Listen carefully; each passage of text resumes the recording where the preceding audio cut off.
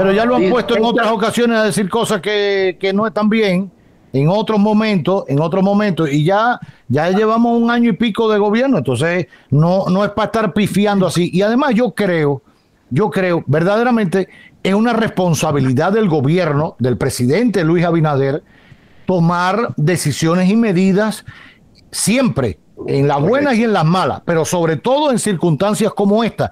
Pero él mismo ha insistido y lo hizo el 27 de febrero y lo ha dicho en otros momentos en los que ha hablado bastante.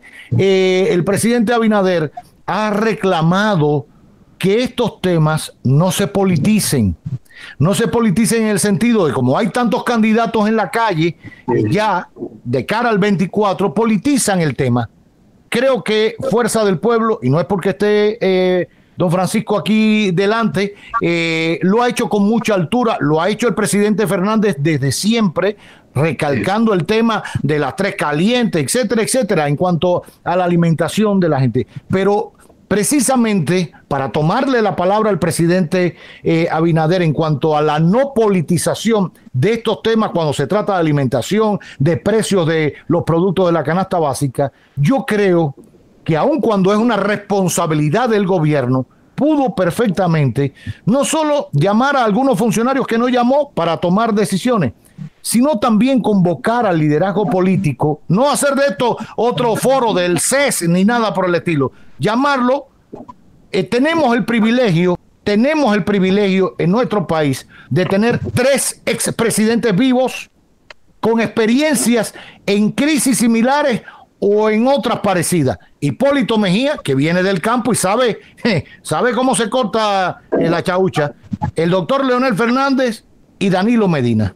3 expresidentes. Entonces, los gobiernos de altura, o lo que pretendemos, yo sé que es utópico todo lo que estoy diciendo, pero se hubiese ahorrado críticas o detalles de esta naturaleza, de decir, vamos a quitarle el arancel a estos productos cuando ya no los tiene, y hace el ridículo. Entonces, sentarnos a hablar, si queremos no politizarlo, ni la oposición puede levantar bandera con eso, pero desde el gobierno tener la apertura de decir, vengan, vamos a sentarnos aquí, nos tomamos un café, después pueden seguir hablando de mí todo lo que quieran, pero vamos a sentarnos, mire, tengo estas ideas, ustedes qué piensan, ustedes que estuvieron en la crisis del 2008, presidente Fernández, díganme, va, y le metemos, porque el problema es el país, no son los PRMistas nada más.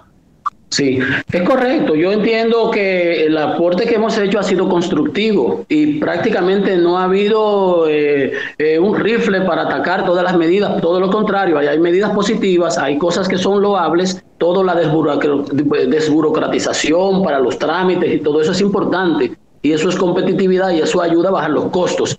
Pero hay medidas que tú tienes también que solicitar la colaboración de los diversos sectores y discutirlas. El presidente anteriormente creó una mesa para la inflación, para el diálogo, ¿recuerdas? Y dio un plazo de 10 días para que se le presentaran soluciones.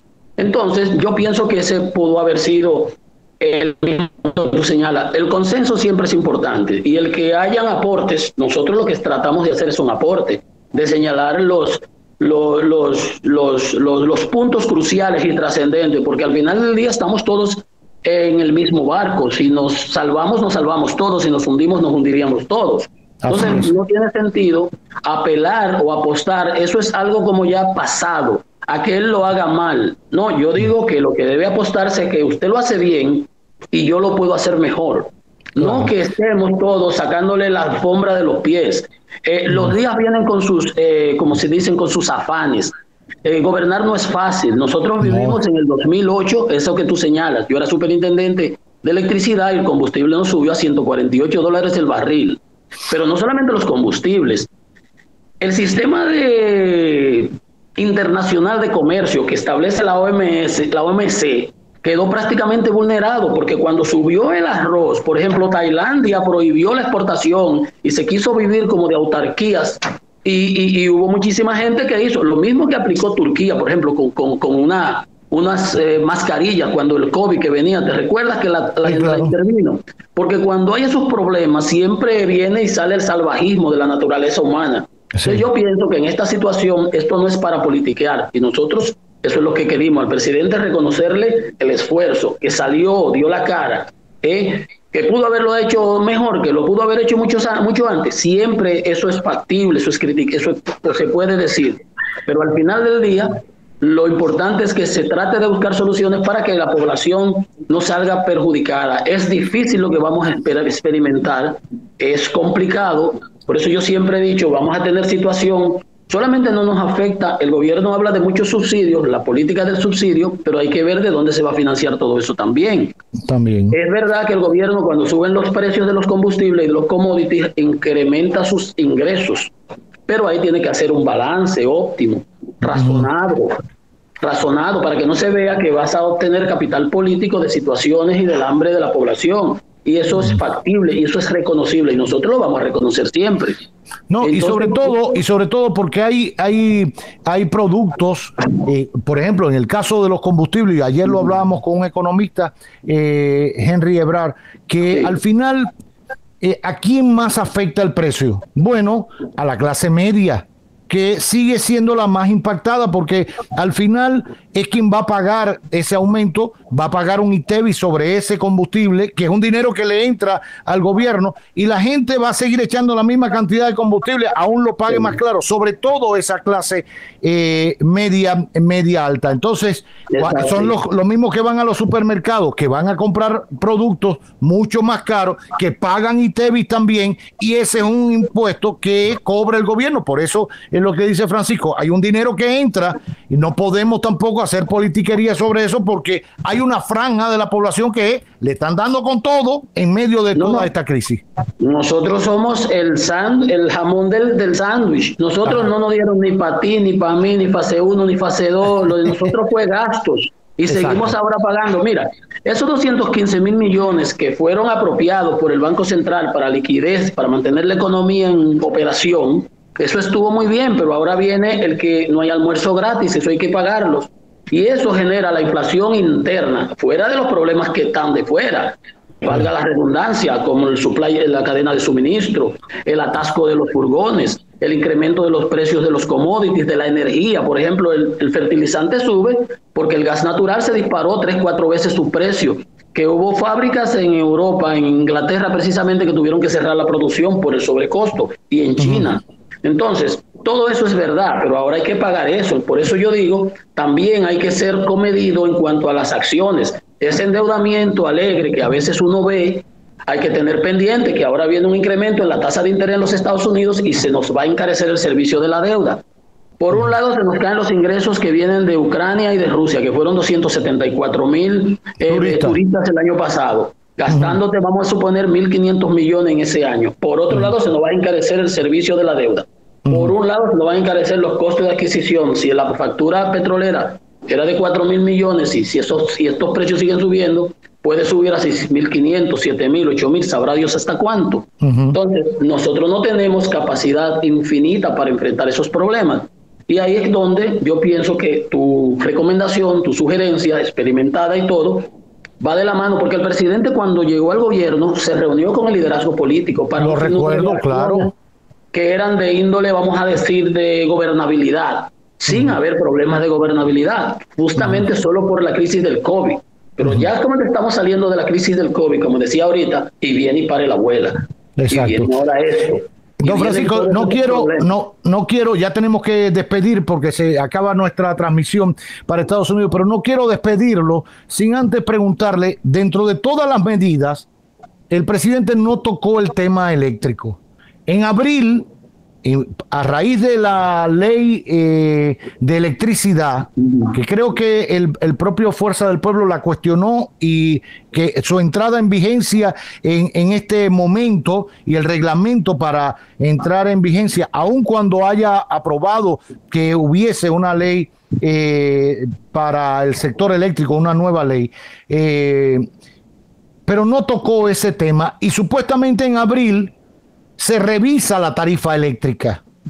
¿Qué puede pasar? Usted que es un hombre experimentado y fue superintendente de electricidad, porque está la ley, si se está aplicando, ¿qué hago?